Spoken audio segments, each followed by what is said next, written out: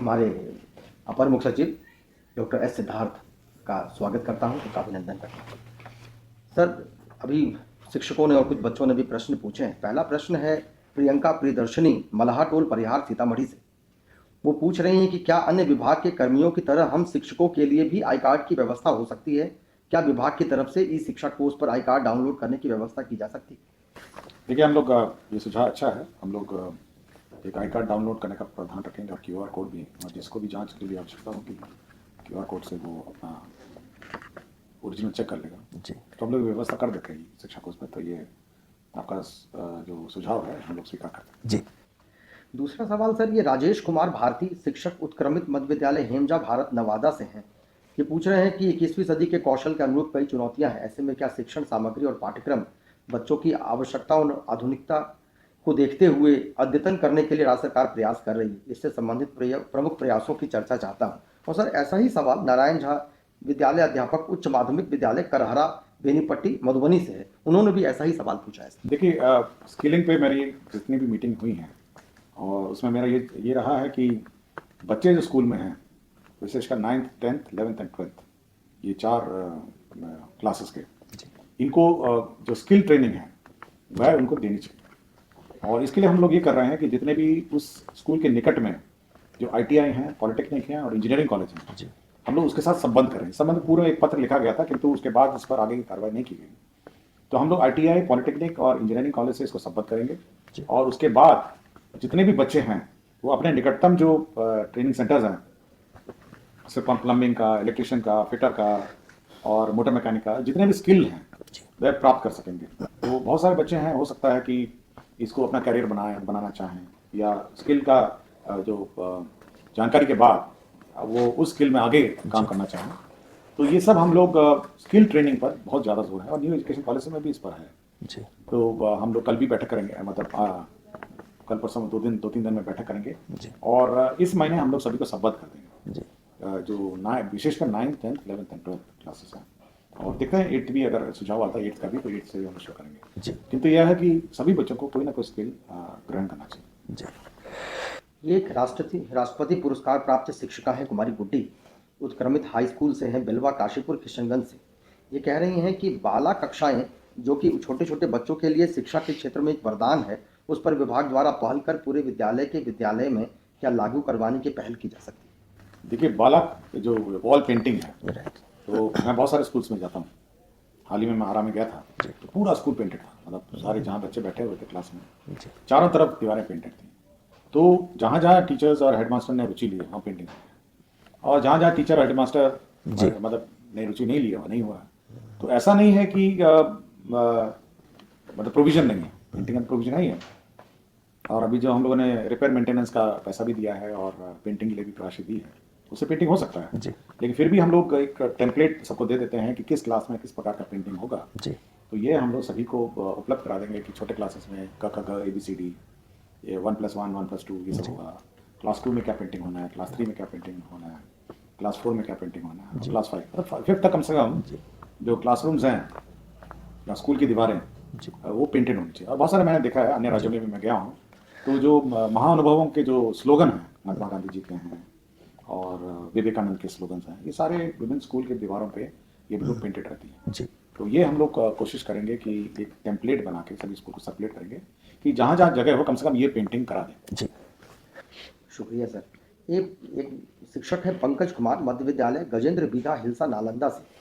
ये कह रहे हैं कि आए दिन शिक्षा विभाग और शिक्षकगण के बीच स्कूल समय अवधि एक ज्वलंत मुद्दा बना रहता है। क्या विभाग इस पर कोई विचार कर रही है कि स्कूलों की समय अवधि और समय सारणी का कोई स्थायी हल निकाला जा सकता है? क्या हमारे विद्यालयों को निजी विद्यालयों की तरह सुबह 8 बजे से 2 बजे तक किया जा सकता है? अगर 8 बजे 2 बजे करने लगा तो आप सोच सकते हैं क्या रिएक्शन। जी तो हम लोग देखते हैं कि ग्रामीण परिवेश में जो व्यवस्था है और जो टाइमिंग है, इसको बड़ा ध्यान देते हैं। हमारे सारे स्कूल तो ग्रामीण क्षेत्र में है, बिल्कुल। शहरी क्षेत्र में कम है।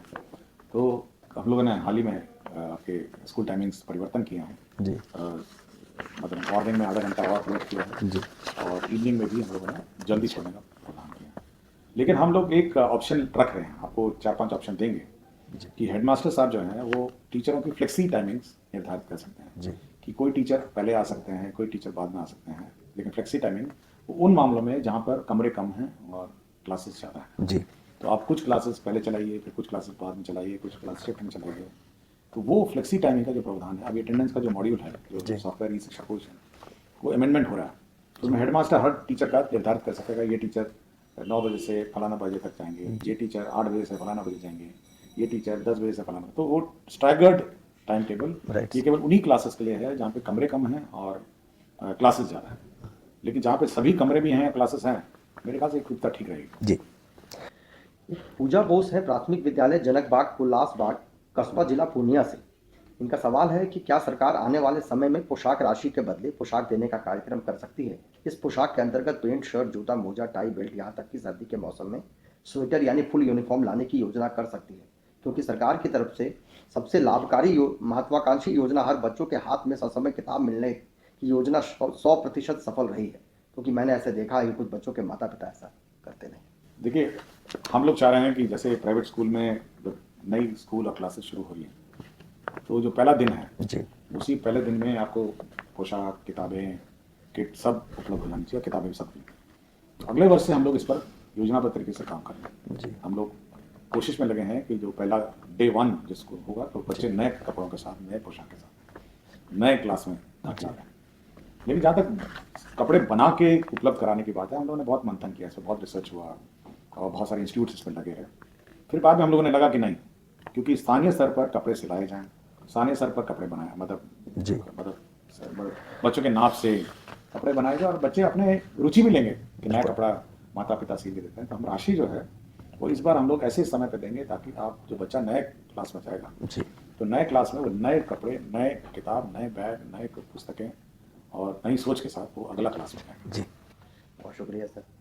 कि अब कुछ बच्चों के सवाल है सर। आराध्या, ईशया और नेहा 6वीं में पढ़ती है, बालक मध्य विद्यालय मुसल्लहपुर पटना से है।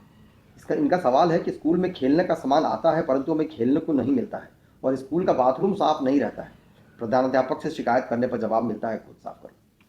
देखिए, जहाँ तक खेलने की बात है, सामग्री है, इस बार हम लोगों ने कहा है कि 1 घंटे का क्लास हर रोज निर्धारित होना है। जी उस 1 घंटे में आपको खेलना है, पेंटिंग करना है या फिर डांस करना है बच्चों का, और या फिर अन्य जो करिकुलम है, जी तो 1 घंटे में आपको करना, म्यूजिक है, ये सब है, हर रोज है।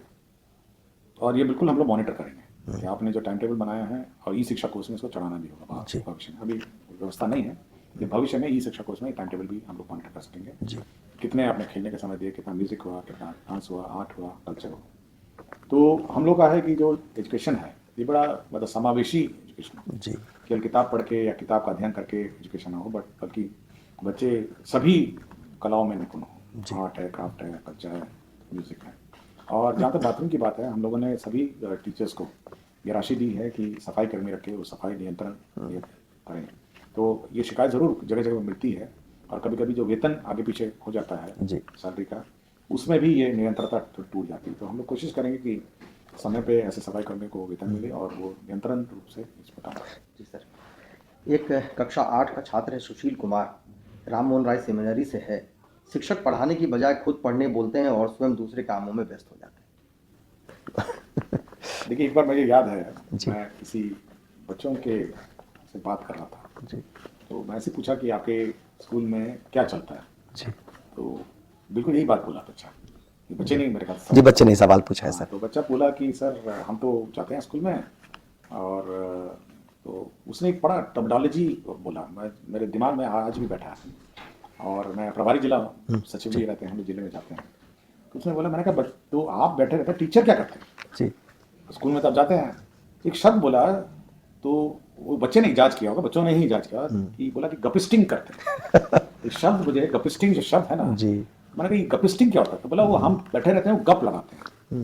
मेरे ख्याल से ये बड़ा आपत्तिजनक है। देखिए, बच्चा आता है, बच्चे और माता पिता बड़े उत्साह से आपको बच्चों को भेजते हैं, और जो शिक्षक हैं ये उनका दायित्व है कि वो बच्चे को मतलब शिक्षा दे, उसका भविष्य बनाए। मैं बार बार बोलता हूँ, हर फोरम में बोलता हूँ, भाई उसका भविष्य बनाने का काम आपका है। अगर उस समय में आप गपिस्टिंग करेंगे, मोबाइल देखेंगे और इंटरनेट देखने बैठ जाएंगे, तो थोड़ा मैं, अब ये बहुत कम संख्या में, ये नहीं कहता कि बहुत लोग करते हैं, बट जितने भी टीचर करते हैं काम, वो मेरा उनका अनुरोध है कि भाई बच्चों को पढ़ाइए। जी और ज़्यादातर मैंने बहुत सारे स्कूल में मैं औचक जाता हूँ, ज़्यादातर स्कूल में बच्चे को टीचर लोग बड़े मेहनत से पढ़ाते हैं, जी बहुत मेहनत लगाते हैं, और कुछ हैं जो कपिस्टिंग अभी भी जी।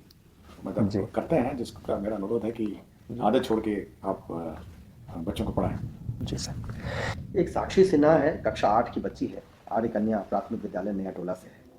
उसका सवाल है कि स्कूल के बंद होने का समय निर्धारित समय 3:15 है, परंतु कई बार बच्चों के कम आने की स्थिति में स्कूल समय से पहले बंद करा दिया जाता है और घर जल्दी पहुंचने पर अभिभावकों का प्रश्न होता है कि स्कूल जाने की बजाय कहीं और घूम रही थी क्या। देखिए, अभी हम लोगों ने जो अटेंडेंस सिस्टम है, अभी जी। एंट्री अटेंडेंस फोटो के साथ है। जी तो अभी 1 दिसंबर से एग्जिट अटेंडेंस भी फोटो के साथ है। जी मतलब जब आप बाहर स्कूल छोड़ के जाएंगे तब भी आपको फोटो खींचनी होगी। जी तो एंट्री और एग्जिट दोनों आप मॉनिटर होगा, पहले नहीं था। जी तो हमको बार बार पूछे कि भाई ये मतलब एग्जिट एंट्री जो है वो बिना फोटो के कारण है, तो क्या हो रहा है। तो यही शिकायत है। जी। तो इस बार एग्जिट अटेंडेंस भी फोटो के साथ है। जी। तो मेरे ख्याल से ये शिकायतें कम कम हो जाएंगे सर। और समय भी मैंने निर्धारित किया 4 बज गया, बिल्कुल, बिल्कुल रात में, तो अब वो शिकायत नहीं होगी कि जल्दी बच्चे चले जाएं।